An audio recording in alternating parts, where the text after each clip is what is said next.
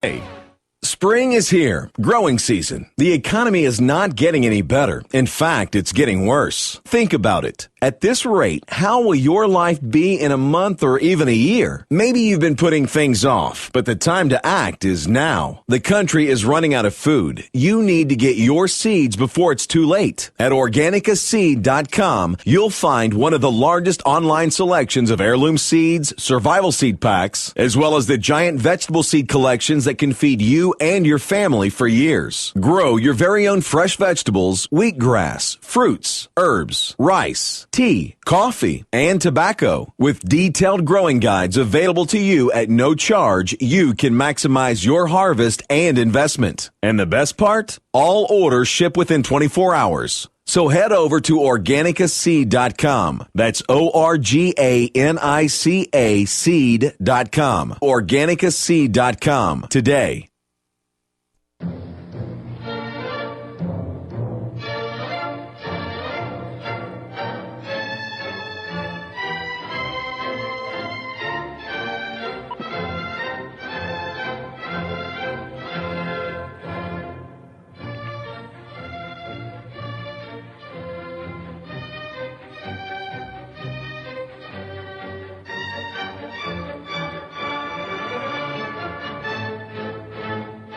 Welcome to this week's edition of World Crisis Radio. This is your host, Webster Tarpley, speaking from Washington, D.C., and we're taping this program on the afternoon of Good Friday. So we need to deal with some current news stories, but also a couple of important emerging patterns in the world. This special feature today is the crumbling of the U.S.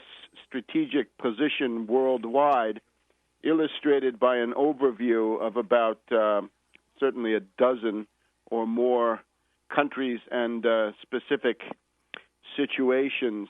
We also want to talk about the fact that this week again marks the 80th anniversary of the coming of the austerity dictatorship of Heinrich Brüning in Germany. This was the government which ruled by decree and decreed. What they decreed was drastic cuts in the standard of living, drastic efforts to balance the budget in the same way that so many Republicans and Austrians are doing today. And, of course, the net result of that was not only to destroy the economy, but to destroy the political institutions of the Weimar Republic in Germany, opening the door for the National Socialist totalitarian dictatorship starting in January of 1933. That's about 3 years, slightly less, after Brüning had taken power. However, let's start with a couple of other stories.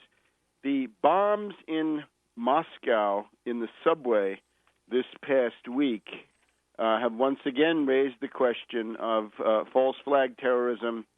Who directs these things?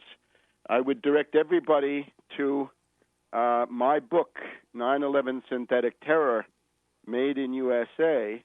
Take a look at the sections towards the back of the book, which deal with Chechen terrorism and the terrorism generally of the North Caucasus and Caucasus as projects of Anglo-American intelligence going back really 150 years. And these are the groups that are now involved. This is Doku Umarov and his gang of Black Widow terrorists who are associated with the principal Chechen terror organization. Well, if we go back to the time of the Beslan School, the massacre in September of 2004, killing 300 or 400 women and children, particularly in North Ossetia, in the Russian Federation. You can find in the book, I've got the first edition here of 9/11 Synthetic Terror. It starts on page 425 in the back, if people already have the book. President Putin, then President Putin of Russia, invited a whole group of Western journalists to his dacha, his country house outside of Moscow, and talked about who was behind this. And let me just give you a flavor of this. This is all sort of off the record. It's indirectly quoted.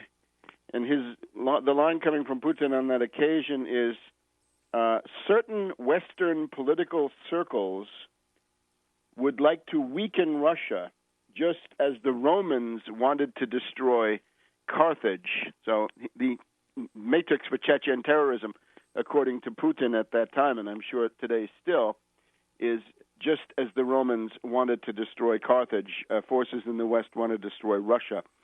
He thus suggested that the U.S. and the British, obviously, not content with having bested Russia in the Cold War, now wanted to proceed to the dismemberment and total destruction of Russia. That is the Carthaginian solution. In other words, when Rome destroyed Carthage at the end of the Second Punic War, 146 B.C., so he says, Putin, this is translated from Le Monde, the aim of this international terrorism, which is supported more or less openly by foreign states, and whose name the Russian president does not wish to name, is to weaken Russia from the inside by criminalizing its economy, provoking its disintegration through a propagating separatism, starting in the Caucasus and then propagating from there, and the transformation of that entire region into a place d'armes, a military staging ground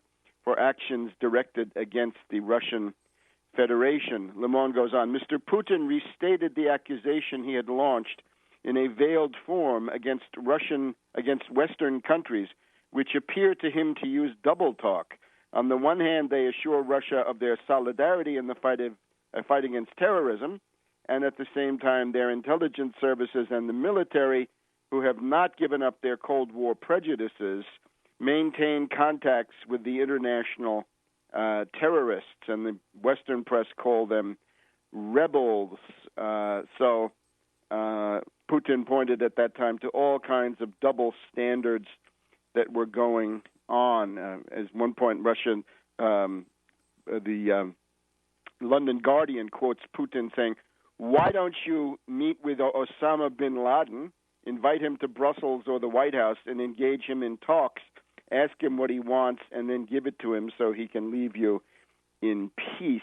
That's in response to calls at that time from the U.S. and the British that Russia should negotiate with the Chechen terror organization led by Aslan Maskadov, since deceased, I believe, and also Basayev, the notorious CIA agent, CIA trainee, product of CIA camps, who was one of the key people in this Chechen terror operation.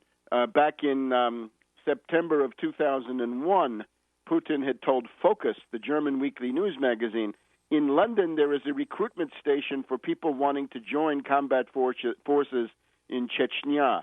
Today, not officially but effectively out in the open, they are talking there about recruiting volunteers to go to Afghanistan. And at this point, in early September 7, 2004, RIA Novosti reported that the Russian Foreign Ministry had demanded that certain leading Chechen officials, representatives of this terror organization, be extradited from London and Washington to stand trial in Russia. And they talk about Ahmad Zakayev, special representative of the Chechen terror organization in London, and, of course, as we've talked about on this program in particular,